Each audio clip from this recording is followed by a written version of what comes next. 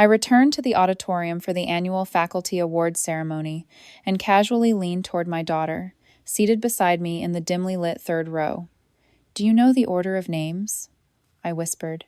She looked at the program, hesitated, then leaned in. "They left your name off the list," she whispered, voice barely audible. I watched her. On stage, the headmaster smiled too wide. Applause rose and fell like clockwork. The lights were too bright. I could barely see the faces of the students I'd taught for 25 years. The announcer read names in practiced cadence. Some of them I had mentored. Most of them I had covered for. I didn't move. I didn't ask again. I just sat there, hands folded, waiting for a name that would never come. The last award was handed out. The clapping faded. A photograph was taken. I smiled in it, not because I meant to, but because habit is stronger than betrayal when you've survived long enough. I didn't ask for recognition. I never had. For 2.5 decades, I took the morning hall duties, the weekend grading marathons, the midnight calls when a student had a breakdown. I taught the summer remediation classes no one else wanted. I rewrote curriculum guides from scratch. I updated outdated reading lists. I caught typos in the state assessment booklets. No plaque for that. No speech. My name was not prestigious. I didn't have a PhD or a title after it. I had tenure, barely. But more than that, I had history. I knew where the cracked boiler pipe was. I knew which kids were pretending to hate reading just to survive the cafeteria hierarchy. I knew the color of every graduation robe since 2004. I knew the smell of the old printer room and how to fix the jammed tray without asking. When Principal Mendez arrived 2 years ago, fresh from some tech charter school in Oregon, he said all the right things. Words like community, teacher empowerment, legacy. He took selfies with the janitorial staff. He put a ping pong table in the teacher's lounge, but something shifted, slowly at first. Older staff were reevaluated, workshops filled with buzzwords, and then this year, a new system for nominations. Anonymous, supposedly objective. I submitted nothing.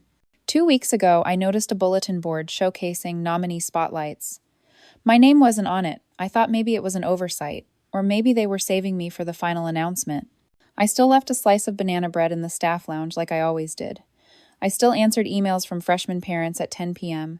I still reminded Mr. Chen to take his blood pressure meds before lunch duty. And yet, they left my name off the list. My daughter Ellie is 17.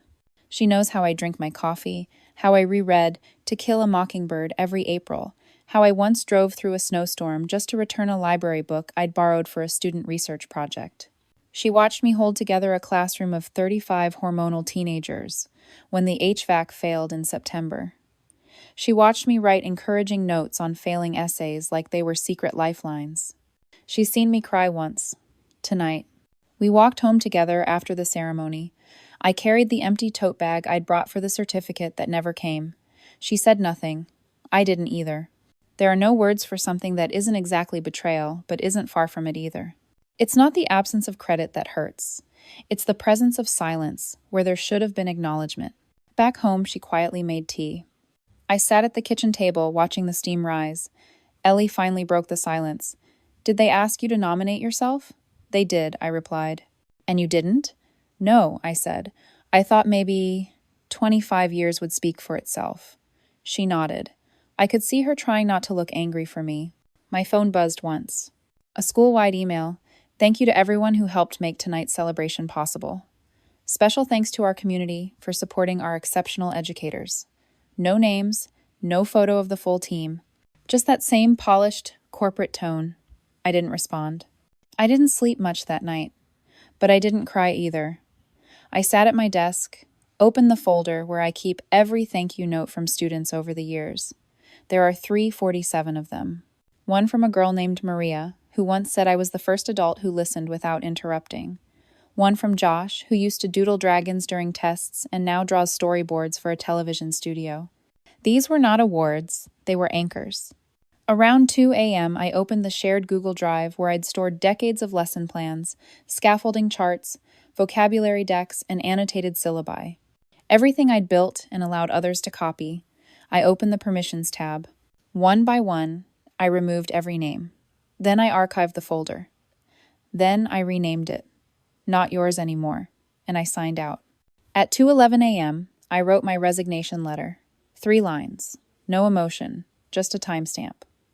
I scheduled it to send at 8 a.m., right before the staff meeting. Then I made tea again. I watched it steep. I didn't feel angry, I just felt done. I wasn't always this quiet. 25 years ago, I was the one who stayed late to rearrange classroom furniture so a student with a sprained ankle wouldn't feel like a burden. I was the one who brought in hand lotion during flu season, so the kids wouldn't crack their knuckles open from the school-grade sanitizer. No one told me to do those things. No one asked. I did them because I believed, fiercely, that the small things matter. I started in that school fresh out of a state college. No teaching credential yet, just provisional papers, and a promise that I'd figure it out as I went. My first classroom had peeling paint, desks with gum carved into the undersides, and one flickering overhead light that buzzed like a wasp. I stayed anyway. When older teachers left for better-paying districts, I stayed. When the budget cuts eliminated our department aides, I learned how to be my own janitor, secretary, and counselor. I stopped counting how many weekends I spent building slide decks, grading 5-class sets of essays, or designing scavenger hunts just to make grammar fun. People said I had a gift for making struggling students feel capable. I didn't think of it as a gift. I thought of it as the bare minimum. My first department chair told me I was too emotional to last. She retired after 3 years. I stayed. For years, I was the unofficial mentor. When a new hire joined and didn't know how to log into the attendance system, I helped. When someone forgot the faculty birthday rotation, I baked extra. When the copy machine jammed during midterms, I got on my knees and pulled out toner-stained pages with my bare hands. I didn't mind. I was building something. I thought if I poured enough into the foundation, the house would remember who built it. Then came the data obsession. Spreadsheets, benchmarking, rubrics. Suddenly, kindness wasn't measurable, and therefore not valuable. Principal Mendez didn't see what I saw, the quiet student who'd stop fidgeting after I gave him a mechanical pencil, the girl who stayed after class because the sound of her dad's truck meant trouble. He wanted innovation, QR codes and flipped classrooms. I still made space for it, tried to adapt, but I never replaced connection with performance metrics. Maybe that's where I went wrong. 3 years ago, I was diagnosed with mild arthritis. I didn't tell anyone. I just bought a thicker cushion for my chair, adjusted the whiteboard height, and started writing lesson objectives the night before so I wouldn't need to stretch in the morning. I still showed up early, still made sure every seat had a sharpened pencil on state testing days. No one noticed my limp on stairs, or maybe they did and looked away. It's hard to say which is worse. I never took maternity leave. Ellie was born in July. I went back to work 6 weeks later, nursing during lunch breaks, pumping in a janitor's closet, because the faculty room was being renovated. No one offered to cover a class for me. I didn't ask. Asking always came with a price. So I taught through it all, cracked heels, migraines, heartbreak, and once, a miscarriage that I never spoke of again. I gave a vocabulary quiz the next day. Resilient, one of the words. A student circled it in red pen and drew a star beside it. I kept that paper. Ellie grew up in the hallways of that school. When she was 8, she'd sit at the back of my classroom with colored pencils and draw caricatures of my students. When she was 10, she knew which vending machine never worked and where to hide during fire drills. At 12, she stopped coming, said it smelled like old books and anxiety. I didn't blame her. She saw what I wouldn't admit, that the place was taking more than it gave. When I turned 50, the PTA forgot. No card, no mention. A student handed me a homemade cupcake. "You're older than my mom," he said. I laughed. It was easier than crying. I ate the cupcake. I trained the last 5 teachers of the year. Wrote their rec letters, let them shadow my class. Smiled when they got the flowers and said, "We couldn't have done it without our mentors." None of them mentioned my name. Maybe they forgot. Maybe they were told not to. Maybe it didn't fit the image. One summer, I spent 2 weeks compiling reading guides for struggling readers, created annotated templates, glossary sheets, comprehension scaffolds, shared it all via the drive. No one asked me to. No one paid me. That document became a staple for the whole district. At the last training, I saw my exact phrasing on a slide with someone else's name at the bottom. I didn't say a word. The year Ellie started high school, I stopped bringing work home. For the first time, I let papers sit ungraded overnight. I said no to extra committees. I didn't explain why. I just did. The guilt took a while to fade. Now, sitting in that auditorium, watching the same stage I'd helped decorate every year, I realized something quietly devastating. They didn't forget me. They erased me, on purpose. Because I didn't play the game. Because I didn't self-promote. Because I made everyone else look good without asking for credit. And when people get used to your silence, they start calling it humility, until it becomes invisibility. Ellie saw it. She didn't look away. That mattered more than any certificate. But still, when they clapped for the final name, when they smiled and posed for pictures, when they passed by my row without so much as a nod, I felt something close to mourning. Not for the recognition, for the years. For the belief that if I just kept giving, someday they'd see me. They didn't, they won't. And now, they don't get to. The email arrived 2 days later, innocuous at first glance. Subject line, clarification regarding faculty recognition criteria. It wasn't addressed to me directly, just part of a general blast to all staff. But I read it 3 times. Paragraph 3, line 2. Only educators holding current state certifications and active leadership endorsements were eligible for nomination. That was the justification. Buried in administrative language, framed as policy, not personal. But it was. Of course it was. I didn't need a formal endorsement to run half the department. I didn't need leadership credentials to train 4 department heads. But none of that counted. Not on paper. I forwarded the email to Ellie. She replied with just 1 line. Then burn the paper. I started looking closer. Not out of spite, at least not at first, but out of curiosity. I checked the nomination committee roster. 3 names I recognized. One used to ask me for classroom management tips. Another borrowed my lesson slides for 3 years straight. The third, Laura Barnes, was my mentee for her entire probationary period. I clicked through the archive staff newsletters, the ones I used to edit before it became someone else's task. My name hadn't appeared in over a year. No quotes, no photos, not even in the birthday section. It was deliberate. The final confirmation came that Friday. A new school brochure was mailed to my address. On the back cover, meet our team. Photos of the faculty lined the border. Clean, smiling headshots. I looked once, then again. My picture wasn't there. Ellie stood behind me, reading over my shoulder. "You're not even in the building anymore," she said. I nodded. I wasn't, not really. I had been phased out quietly, strategically scrubbed from memory like a typo they didn't want to admit. That night, I logged into the shared drive again, this time not to remove access. I wanted to see what they had changed. They'd renamed my folders. Literacy Toolkit was now Barnes Language Resources. The assessment rubrics I spent years refining had new headers, but the bones were mine. My comments, my examples, my framework, all still there, still being used, only now without my name. A former student once wrote in a thank you card, "The way you explain things makes me feel like I'm not stupid." That comment was still quoted at the top of a motivational poster in the staff lounge. Only now it said, "A grateful student."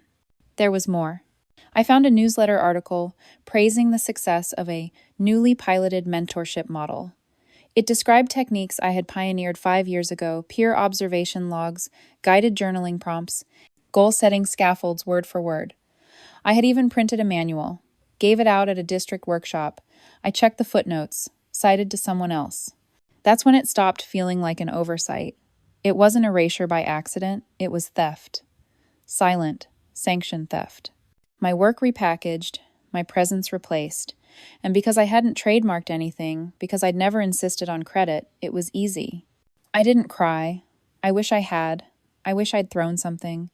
But all I felt was that hollow, familiar stillness. The same stillness I'd felt the day my father forgot my high school graduation. The same stillness when Ellie's father mailed divorce papers with no note. It's a quiet grief, the kind that doesn't scream. It just sits with you. Heavy. I printed the brochure, not to keep, just to hold for a minute. I took a Sharpie from the drawer, crossed out the words, "Our team," and wrote "not mine" across the bottom. Then I tore it up. That weekend, I received a LinkedIn notification. Laura Barnes had updated her profile. Department Curriculum Leader, Innovator in Faculty Development. I stared at her photo, the pearl earrings. The caption, "Passionate about uplifting teacher voices." I closed the tab. Sunday afternoon, I went to the school one last time. I had a key still hadn't been revoked. I packed my desk slowly. The framed thank you notes, the mug with a chip on the handle, the binder labeled emergency subplans that I knew no one ever used. I found a yellowing photo in the drawer. Me, in year 3, holding a papier-mâché globe a student had made. I almost smiled. Almost. As I walked out, I passed the bulletin board near the main office. They'd updated it for Teacher Appreciation Month. A collage of staff photos, colorful paper borders, glitter glue quotes. I looked closer. The caption read, "We honor those who inspire." My photo still wasn't there. But my words were lifted from a card I'd written to a student in 2009. "You matter more than your test score." I remember writing that. She had been sobbing after failing a math quiz. I'd written it on a napkin. Now it was framed. They took my words, stripped them of voice, of context, of source, and framed them like artifacts in a museum curated by strangers. On the way out, I locked the door behind me, out of habit, out of respect. Then I slipped the key through the mail slot. Ellie was waiting in the car. She didn't say anything. She didn't have to. I buckled my seatbelt, stared out at the building for one last second, and said quietly, "They used me." She nodded. "They tried," she said, "but they didn't win." I didn't answer, but for the first time in months, I believed her. On Monday morning at exactly 8:01 a.m., my resignation email was delivered. 3 lines, no explanation, no dramatic punctuation, just facts. I didn't check for replies. I didn't open the thread. Instead, I brewed coffee slowly, poured it into the chipped mug from my desk, and stood by the window as the sunlight cut across the kitchen counter. The silence was complete. Not just in the room, but in my chest. Like a weight had been removed, but the imprint still remained. By noon, the calls started, unknown number, then again, and again. I let them ring. Then came the emails. Laura Barnes, of course, first to reply. Subject, "Let's talk?" She called it a misunderstanding, said the brochure was printed before final confirmations, that my photo had been in the original draft but must have been lost in formatting. She asked if I'd consider a conversation with Principal Mendez to clear the air. I didn't respond. There was no air left to clear, just smog and silence. Later that afternoon, Principal Mendez emailed, polite, formal. Phrases like deeply value, institutional knowledge, and unfortunate timing. He asked if I'd consider staying on in a consultant role. A few hours per week, no formal teaching, of course. Just support. It was insulting, like offering a bandage after sawing off someone's arm. I read it twice, then deleted it. By Tuesday, parents began reaching out. The first message came from a woman named Reena Patel, whose son I'd taught in 10th grade honors English.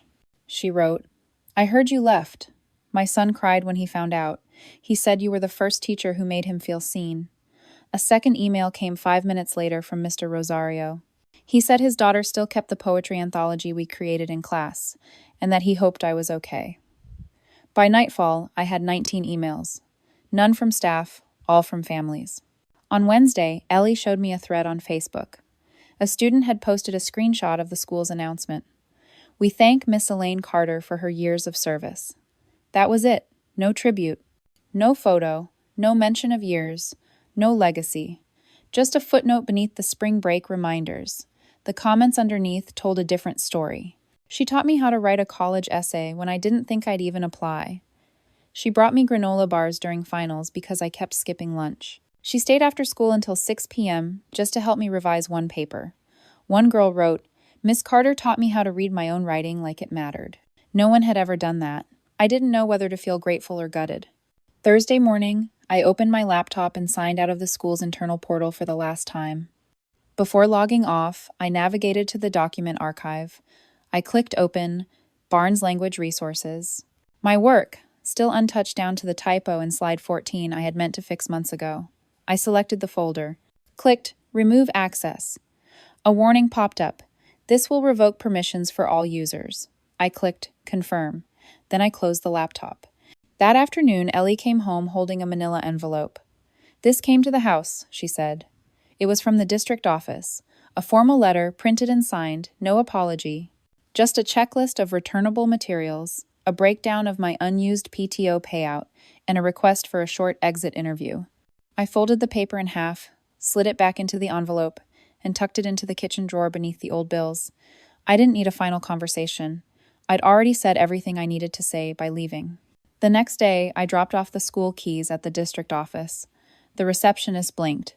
"Oh, you're Miss Carter." Like I was a character from a story she hadn't expected to meet in person. I nodded. Handed her the key ring. She opened her mouth like she might say more, then thought better of it. I took a walk afterward, just around the neighborhood. Trees were blooming, cautiously. A dog barked from behind a gate. I passed the corner coffee shop where I used to grade essays on Saturdays. The same barista still worked there. She smiled. "Haven't seen you in a while." I smiled back. "I've been busy quitting." She laughed, not unkindly. "Well, I hope you're free now." I was. That evening, I opened a blank document on my home laptop. Title, What They Forgot to Teach.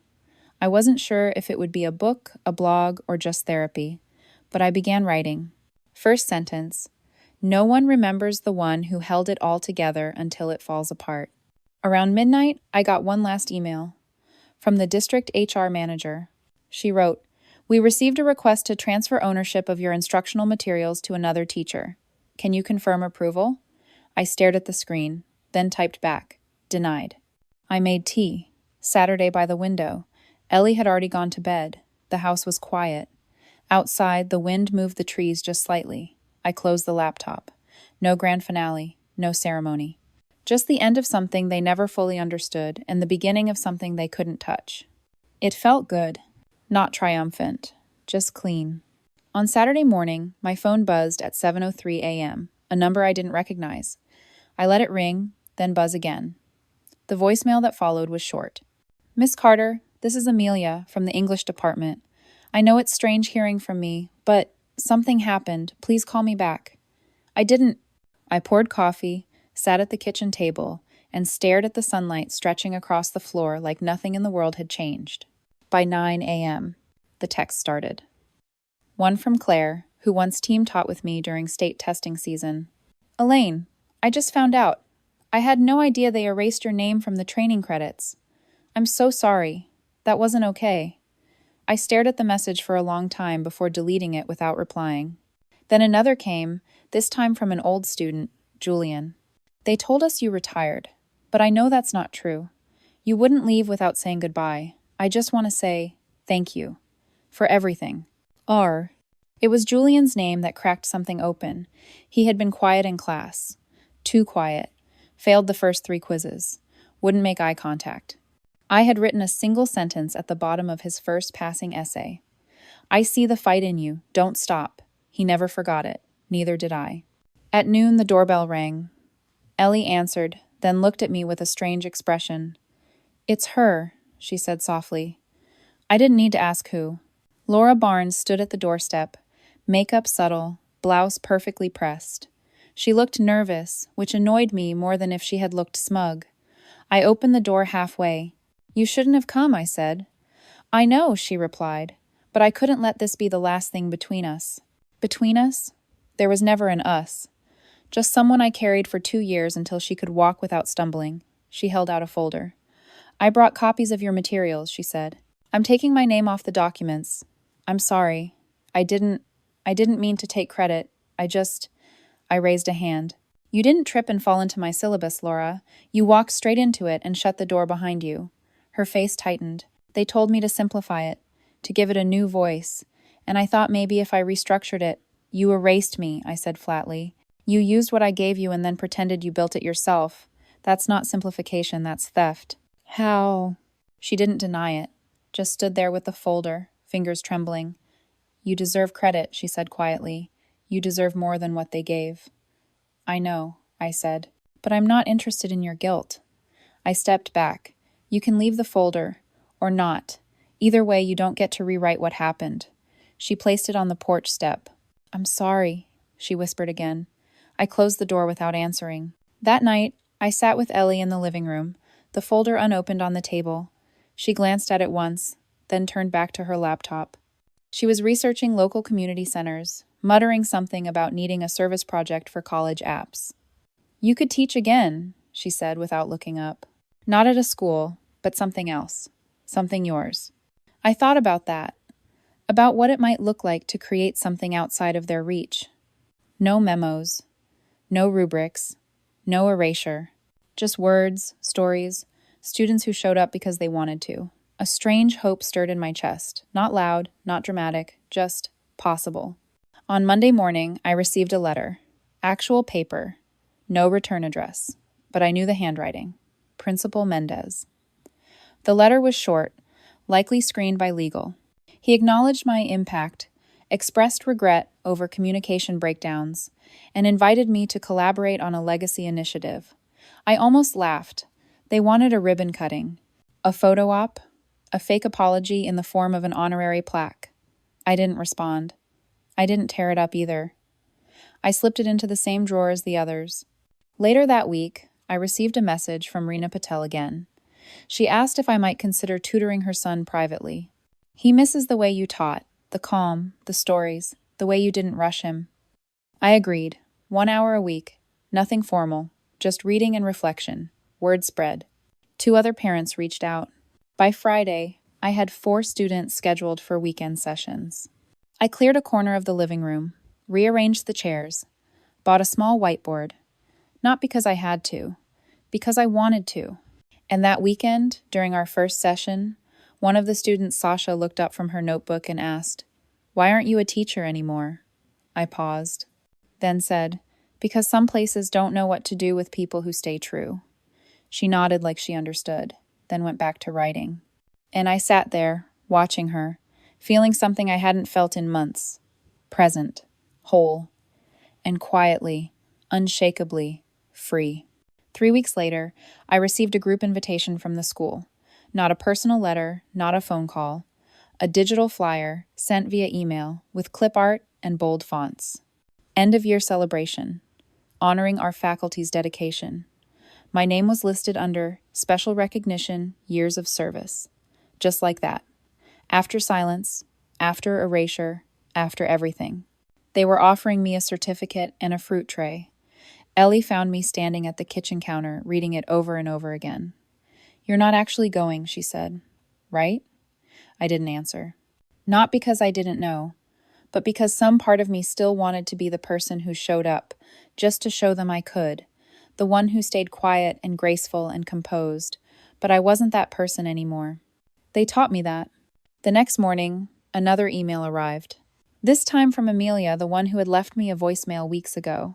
She wrote, "They're scrambling. Parents have been asking why you weren't featured in the newsletter. Someone even called the district office. They want you to say something at the celebration. Mendez thinks it'll smooth things over." I closed the email, deleted it, then reopened it an hour later not to reply, just to copy one line into my notes folder. "They want you to say something." I stared at that sentence for a long time, because that was the thing they always wanted me to speak when it helped them, and fall silent when it didn't. On the day of the event, I wore black. Not for mourning, for clarity. Ellie offered to drive, but I told her no. "This part," I said, "I need to do alone." I arrived 20 minutes early. Watched the janitor set up folding chairs. Watched someone fuss over the balloon arch. Watched Laura Barnes rehearse her speech in the corner, mouthing the words while staring into her phone screen. She didn't see me. Or maybe she did, and chose not to. It didn't matter. They saved my recognition for the final segment. The lights dimmed slightly. Principal Mendez stepped up to the podium. He spoke about legacy, endurance, the quiet heroes who hold the school together. Not a single name spoken, just abstractions. Then he gestured toward me. "Please welcome Miss Elaine Carter, 25 years of tireless service." Applause, some polite, some genuine, some confused. I stood, walked toward the microphone.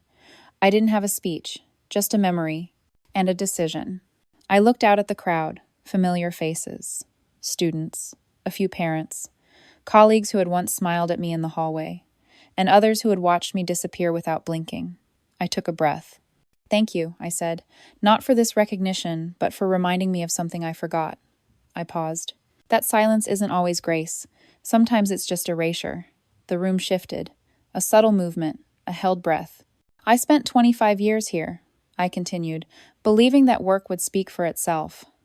That service would be remembered. That loyalty would be enough. It wasn't Tam, and that's okay. Because now I know what happens when you give too much without asking for credit. People forget who it came from, and worse, they start to believe it came from them. I looked at Laura.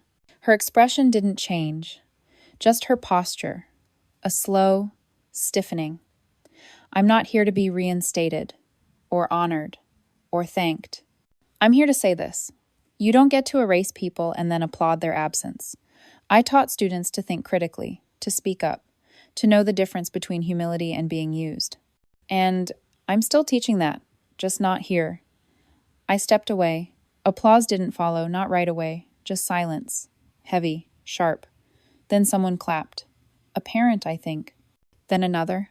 And then it stopped again. Enough to make the point. I walked out before they could hand me anything. I didn't need a plaque to remind me of what I survived. Ellie was waiting outside. Did you say it? She asked. I nodded. All of it? I paused. Enough. We drove home in silence, not tense, not fragile, just full. That evening I received a message from an old student. Julian again. Heard what you said. You're still teaching, Miss Carter. Louder than ever. I smiled. A small, tired, real smile. The kind I hadn't worn in years. The next morning I opened the envelope they'd tried to hand me at the event. Inside was a certificate. Gold border. My name spelled correctly at least. No date, no personal note, just a logo. I folded it once, slid it into the recycling bin, then I sat down with my lesson notes. Not for a school, for my students. The ones who still came to my living room every Saturday. They were learning grammar, yes, but also truth, boundaries, voice. And I was learning, too, how to live with the silence and let it speak for me. 2 weeks after the ceremony, an email arrived, forwarded by mistake. Subject line, damage control. It was a thread between Principal Mendez, Laura Barnes, and the district communications director. They weren't going to fix the omission. They were going to pivot. Reframe. Rewrite. The words, highlight Laura's new mentorship initiative. Move focus off Carter. I read it twice, then printed it, folded it, placed it in the drawer with the rest of the evidence, the letter, the erased contract, the photos never published. But something unexpected happened. Letters started arriving, real ones. Not from the board, from former students, from their parents, from people who remembered. One wrote, "You gave me the courage to speak in front of the class." Another, "You stayed late when my father was in the hospital. I never forgot." They weren't long, but they cut deep, and they healed something too. I kept them separate from the drawer. These weren't about betrayal, these were about becoming. The school? It stumbled. Quietly. Students left. Families shifted their trust. Laura's mentorship initiative disappeared from the website without notice. Her photo, gone too. The narrative pivoted so hard it cracked. I didn't rejoice. I just watched. At home, Ellie helped me arrange a reading nook for our little Saturday group. 10 students now. No grades, no hierarchy. Just pages and pencils and questions. I told them stories mattered, their own especially. They believed me, maybe because I believed it too. One evening, Ellie asked, "Do you miss it? The school, I mean?" I stirred my tea. "No," I said. "Not the building, just the becoming." She nodded, then sat beside me and read silently. That was our piece. Then the envelope came. No return address, just a photo from the ceremony. Me at the microphone, mid-sentence. On the back. She said what we were all thinking. That was it. I pinned it up. Not as proof, but as reminder. They erased my name, but not my voice. A few days later, I got a call from a local nonprofit. Teens from alternative programs needed guidance. Would I lead a workshop? Not teaching, just listening. I said yes without asking for details. It felt clean. One student, Marcus, lingered after class. "I wrote something," he said, holding out a notebook. "Don't know if it's good. I didn't open it, just held it." "You trusted me," I said. "That makes it good." He smiled, barely, but enough. At home, I read it. Rough, honest, human. It reminded me why I taught. Not for titles, not for applause, but for the moment someone hands you a piece of themselves and says, "This matters." They tried to write me out. But you can't erase someone who was never playing a part. You can only watch them leave and know they took the light with them. The morning light stretched across the living room as I arranged the chairs in a circle. Saturday again, 10 students this week, maybe more next. I no longer kept count. I just brewed tea, opened the windows, and waited for them to arrive with their notebooks and questions and quiet, trembling hope. They came, one by one, shoes off at the door, smiles soft, uncertain. Some still whispered, "Miss Carter," out of habit. I didn't correct them, let them say what they needed. I wasn't here to teach anymore. I was here to witness, to hold space, to remind them that not everything had to be earned with noise. Midway through the session, Marcus read aloud his newest piece. His voice still shook at the start, but by the final line it didn't, and no one clapped. That wasn't the rule. Instead, we sat with his words. Let them echo. He nodded, satisfied. I nodded back. After they left, Ellie helped me stack the books, sweep the crumbs, light a candle. The air smelled like pencil shavings and orange peel. She looked at me. Do you think they regret it? I didn't have to ask who she meant. I shrugged. Maybe, but it doesn't change anything. It changes this, she said, gesturing to the room. You're still here. That night, I took the last letter out of the drawer, the one from Mendez, the invitation to come back in some advisory role, to rebuild trust. I read it again, then burned it, not in anger, just to be done. Some things don't deserve an archive. A week later, an article appeared in the local news. Veteran educator launches community learning circle. My photo, grainy but clear, showed me handing a student a book. The quote beneath read, "Sometimes what's lost at the top gets reborn at the root."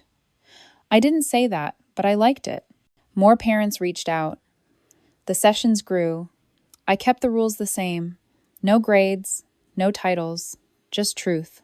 One mother emailed, "I haven't seen my son write in 2 years. Now he won't stop." That was enough. One afternoon, I found Ellie sitting on the porch, reading a book I used to teach. She looked up. "Do you miss the classroom?" I shook my head. "This is the classroom," she smiled. "I like this one better." That evening, I walked past the old school building. Out of curiosity, not nostalgia. A banner hung near the gate. Now enrolling, reimagining education. I kept walking. They could reimagine all they wanted. I had rebuilt. In the window of the front room, Marcus's poem was pinned beside a drawing another student gave me. A cracked teacup, glued back together with gold. The caption, "Still holds warmth." They took my name off their list. But they couldn't take it from the students, or the stories, or the quiet mornings where someone finally said what they were too afraid to before. I was never looking for revenge, only clarity, and now I had it. They'll go on pretending they let me go, but the truth is quieter. I walked away, on my own feet, and I never looked back.